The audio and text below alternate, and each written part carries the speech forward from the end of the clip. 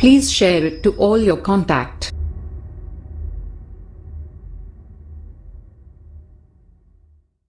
بسم اللہ الرحمن الرحیم۔ کل ہمارا سبق شروع ہوا تھا، سبق پورا ہوا تھا، وَهُمْ لَا يَشْعُرُونَ تک ہم پہنچے تھے۔ آج اس کے بعد سبق کی ابتدا کرتے ہیں۔ اعوذ باللہ من الشیطان الرجیم، بسم اللہ الرحمن الرحیم۔ وَأَصْبَحَ فُؤَادُ أُمِّ مُوسَى فَارِغًا إِنْ كَادَتْ لَتُبْدِي بِهِ لَوْلَا أَن رَّبَطْنَا عَلَىٰ قَلْبِهَا لِتَكُونَ مِنَ الْمُؤْمِنِينَ۔ فؤاد کی جمع افئدۃ کے معنی دل، فارغ معنی خالی۔ لفظی ترجمہ کریں گے اور موسیٰ علیہ السلام کی والدہ کا دل فارغ ہو گیا، یعنی صبر سے خالی ہو گیا، مفہوم نکلے گا، اور موسیٰ علیہ السلام کی والدہ بے چین ہو گئی۔ بے چین ہونا ایک فطری چیز تھی، اس لیے کہ اپنے لخت جگر کو ٹھاٹھے مارتے ہوئے سمندر میں ڈال دیا۔ ایک ماں کی ممتا اس کو کیسے برداشت کر سکتی تھی؟ لیکن باری تبارک و تعالیٰ کا حکم تھا، اس حکم کی تعمیل میں، اس حکم کی اطاعت میں حضرت موسیٰ علیہ السلام کی والدہ نے یہ تو کر دیا کہ اپنے لخت جگر کو ٹھاٹھے مارتے ہوئے سمندر میں ڈال دیا۔ پھر ایک انسانی فطرت کے تقاضے سے جو بے چینی ہونا یقینی تھا، وہ بے چینی ہونے لگی، تو اس کا تذکرہ ہے۔ اور موسیٰ علیہ السلام کی والدہ کا دل بے قرار ہو گیا۔ ان کادت لتبدی بھی، ابدا یبدی ابداء کے معنی ظاہر کرنا، قریب تھا کہ وہ اس کا اظہار کر دیتی، یعنی کہ میرا بچہ میں نے اس طرح سمندر میں ڈال دیا، اس کا اظہار کر دیتی۔ ظاہر بات ہے کہ اگر اس کا اظہار کر دیتی تو فرعون کے کارندے تو لگے ہوئے تھے، اور حضرت چونکہ موسیٰ علیہ السلام بنی اسرائیل میں سے تھے، اور اس واقعے کا پتہ چل جاتا اور یہ بچہ ان کے ہاتھ میں آ جاتا تو یقیناً وہ اس کو زندہ نہ چھوڑتے۔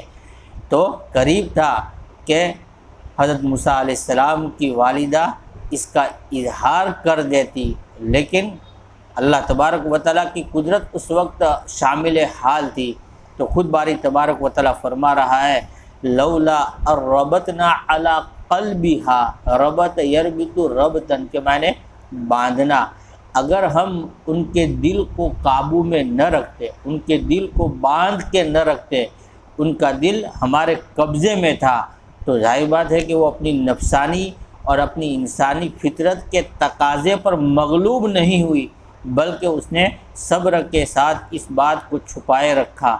لولا ربطنا علی قلبها، اگر ہم اس کے دل کو باندھتے نہیں، اگر ہم ان کے دل پر قابو نہ جماتے تو وہ اس بات کا اظہار کر دیتی، لیکن چونکہ ہم نے ان کے دل کو باندھ رکھا تھا، اپنے قبضے میں کر رکھا تھا، تو اس نے اس کا اظہار نہیں کیا۔ لِتَكُونَ مِنَ الْمُؤْمِنِينَ، تاکہ وہ ایمان والوں میں سے ہو۔ ہمارے حکم کی اس نے تعمیل کی، وہ ایمان والی ہوئی، اور اگر وہ حکم کی تعمیل نہ کرتی تو ایمان والی نہ ہوتی۔ تو گویا کہ اللہ کے حکم کو اس نے پورا کیا، بچے کو ٹھاٹھے مارتے ہوئے سمندر میں ڈال دیا، اور اس بات پر صبر کیے رہے، اور اللہ کے حکم کی ہر اعتبار سے پورے طور پر اس نے اللہ کے حکم کی تعمیل کی۔ بہرحال یہ ہو گیا، یہ اللہ کا حکم تھا، سمندر میں ڈال دیا۔ اب ماں کی ممتا یقیناً بے چین تھی، تو جو انسان اپنی تدبیر کرتا ہے ایسے موقع پر، تو اس نے بھی اپنی تدبیر کرنا شروع کر دیا کہ بچے کا تابوت، جو تابوت میں رکھ کر بچے کو ڈالا تھا، حضرت موسیٰ علیہ السلام کو جو ڈالا تھا، یہ تابوت کہاں جا رہا ہے، تو اس کی نگرانی کرنے کے لیے وقالت لأختہ قصی فبصرت به عن جنوب وهم لا يشعرون۔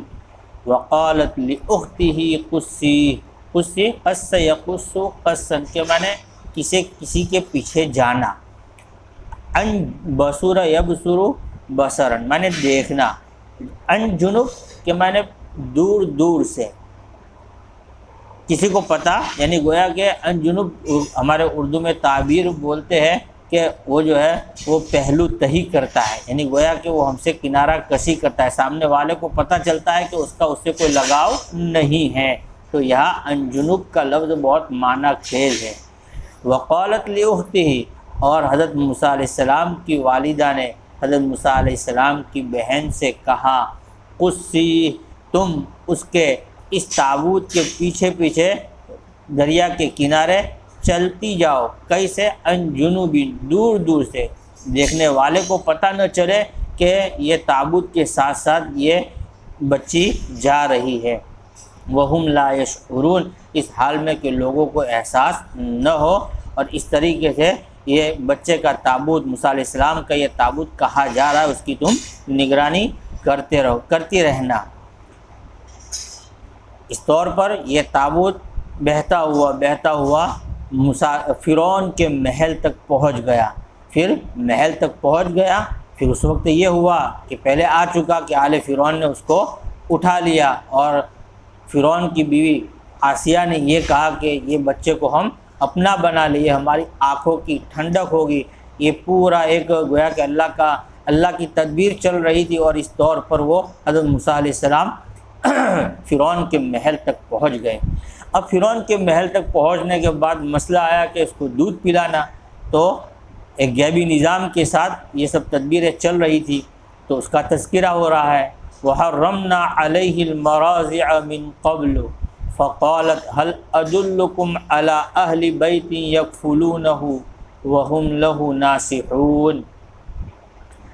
حرمنا علیہ المراضع، جب موسیٰ علیہ السلام وہاں محل میں پہنچے تو دودھ پلانے کا مسئلہ آیا، تو دودھ پلانے والے، شاہی محل تھا، دودھ پلانے والیاں بھی کیا تھی، بہت ہی بادشاہ فرعون جیسے، فرعون نے جو اس کو اپنا لگتے جگر بنایا تھا، اپنی آنکھ کی ٹھنڈک سمجھا تھا، تو اعلان ہوا کہ دودھ پلانے والیاں آ جاوے اور اس بچے کو دودھ پلاوے۔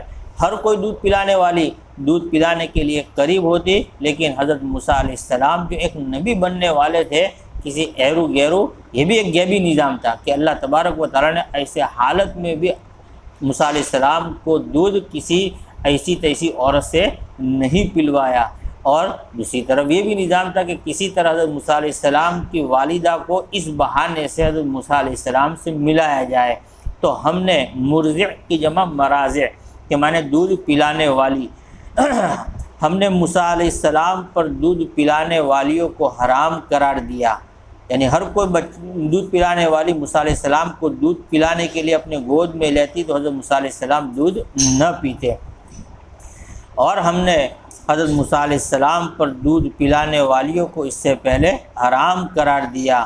فقالت، تو چونکہ بہن وہاں پہنچ چکی تھی تو یہ شور ہوا، تو موسیٰ علیہ السلام کی بہن نے کہا، هل ادلکم علی اہل بیت، کیا میں تمہاری رہنمائی نہ کروں ایسے گھر والوں پر، یکفلونہ، جو اس کی صحیح معنوں میں کفالت کریں گے اور وہ اس کو دودھ پلائیں گے، وہم لہ ناصحون، اور وہ گھر والے اس بچے کے لیے خیر خواہ ہوں گے، تو میں کیا تمہاری ایسے گھر والوں پر رہنمائی نہ کروں؟ تو ظاہر بات ہے کہ یہ کہنا تھا اور وہاں شور تھا کہ کوئی دودھ پلانے والی ہو اور اس کو دودھ پلاوے۔ فرددناہ، تو موسیٰ علیہ السلام اور ان کے محل کے کارندوں نے اس کو قبول کیا کہ ہاں اسی عورت کو لایا جاوے، اور پھر حضرت موسیٰ علیہ السلام کی والدہ تک ان کو پہنچایا گیا۔ اس کا تذکرہ اب آ رہا ہے۔ فرددناہ الی امہ کی تقر عینہا ولا تحزن ولتعلم ان وعد اللہ حق ولکن اکثرہم لا یعلمون۔ تو ہم نے حضرت موسیٰ علیہ السلام کو ان کی ماں تک لوٹا دیا، ان کی ماں تک پہنچا دیا، کیونکہ دودھ پلانے کے لیے، دودھ پلانے کے بہانے سے وہ آئی، اور اس طور پر حضرت موسیٰ علیہ السلام اور ان کی والدہ کے اندر کیا ہے، ربط ہو گیا۔ قر یقر قرارن، تو میں نے ٹھنڈا ہونا، کئی تقر عینہا، تاکہ اس کی آنکھ ٹھنڈی ہو، وَلِتَعْلَمَ، اور تاکہ موسیٰ علیہ السلام کی والدہ جان لے، ان وعد اللہ حق، کہ اللہ کا وعدہ حق ہے، ولیکن اکثرہم لا یعلمون، لیکن اکثر لوگ جانتے نہیں ہیں۔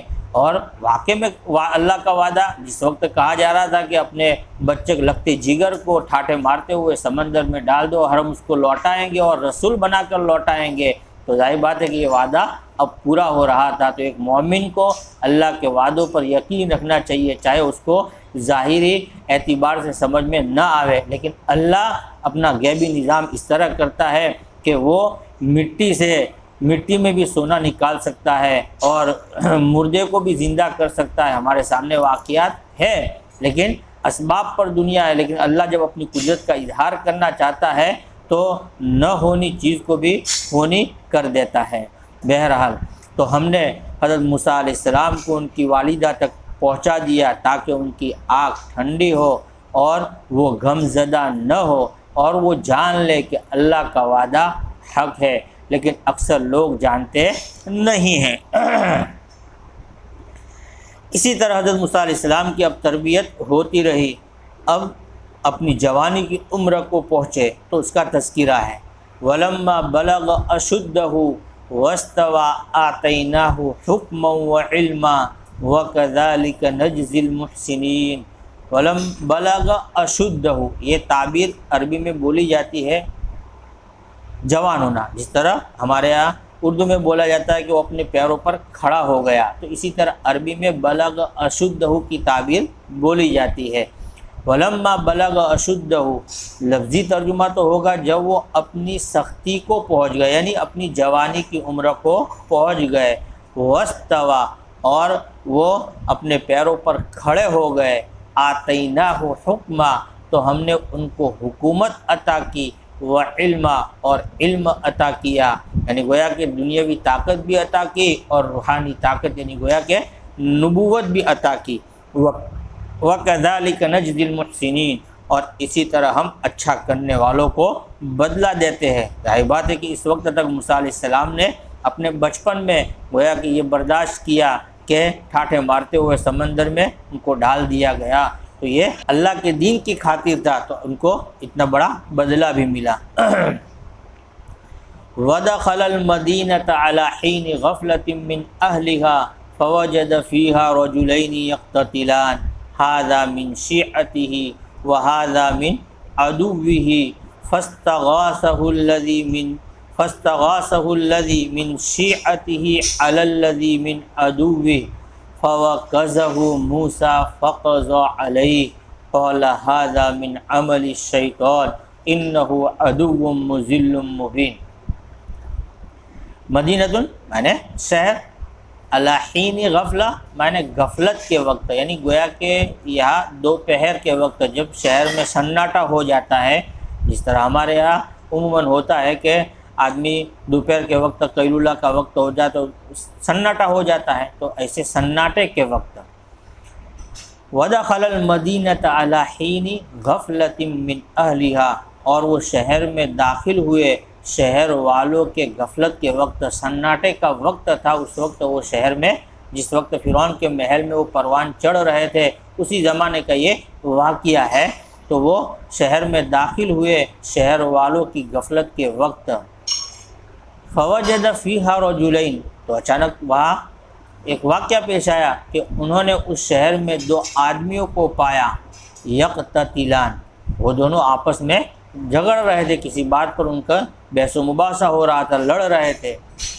ھذا من شیعتہ، یہ اس میں سے ایک شخص، شیعتن کی جمع شیعہ، یہ شخص حضرت موسیٰ علیہ السلام کی جماعت میں سے تھا، یعنی بنو اسرائیل میں سے تھا۔ وَھذا مِنْ عَدُوِّهِ، اور یہ دوسرا شخص ان کی دشمن کی قوم میں سے تھا، یعنی فرعون کی قوم میں سے تھا۔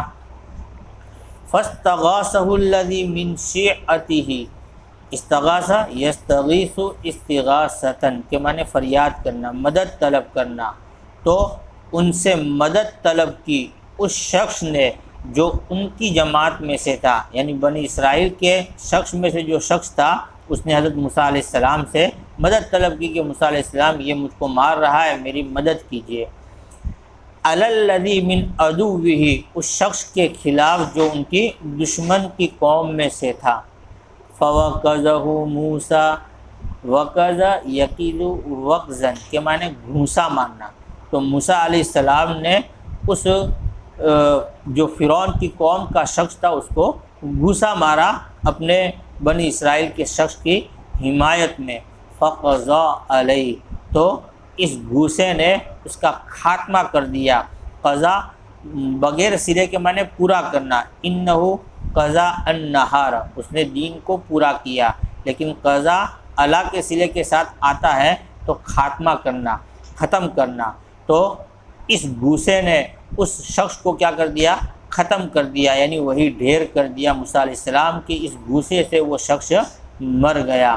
بہرحال حضرت موسیٰ علیہ السلام نبی تھے اور حضرت موسیٰ علیہ السلام کی نیت بھی یہ نہیں تھی کہ اس گھوسے سے اس کو قتل کرے، لیکن بہرحال ایک گھوسا مارا اور اتفاق ایسا کہ گھوسے سے وہ مر گیا۔ تو اس پر حضرت موسیٰ علیہ السلام جو کہ نبی تھے، انسانیت کے ہمدرد تھے، اس لیے فوراً ان کو یہ افسوس ہوا اور یہ اعتراف کیا۔